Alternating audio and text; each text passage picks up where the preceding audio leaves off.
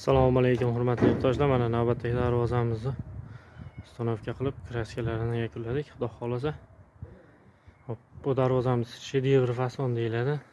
Hop, darvozamiz 3 metriga 2.95.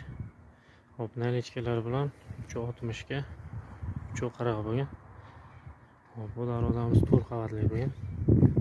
Kimga shunaqangi xizmatlar kerak bo'lsa, aloqaga chiqarasizlar mana. Shumkalari bilan cho'tki qilib olib kelib, ustanovkalarini yakunladik. Bu tomonda bolasi bor. Kirib chiqish eshigi bor.